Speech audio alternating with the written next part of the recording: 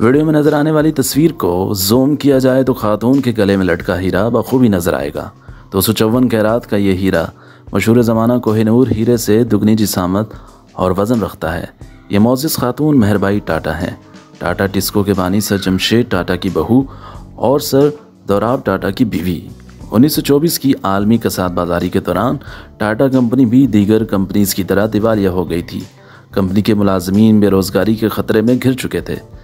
ऐसे में मेहरबाई टाटा ने अपना ये हीरा इंपीरियल बैंक में 1 करोड़ के एवज़ गिरवी रखा और कंपनी के साथ मुलाजमीन को बेरोज़गार होने से भी बचा लिया। कुछ ही अरसे बाद मेहरबाई खून के सरतान में मुब्तला होकर दुनिया से रुखसत हो गई। अपनी महबूब बीवी की याद में सर दोराब टाटा ने यही हीरा बेचकर ब्लड कैंसर रिसर्च फाउंडेशन कायम की। इस फाउंडेशन के ज़ेर इंतज़ाम ब्लड कैंसर पर रिसर्च के साथ साथ ब्लड कैंसर के मरीज़ों का बिला मुआवजा इलाज आज भी हिंदुस्तान में जारी है। हमें तारीख़ में ये तो पढ़ाया जाता है कि ताजमहल मोहब्बत की यादगार है, मगर मोहब्बत की ऐसी यादगारों का जिक्र तारीख़ के किसी सफ़े पर नहीं मिलता।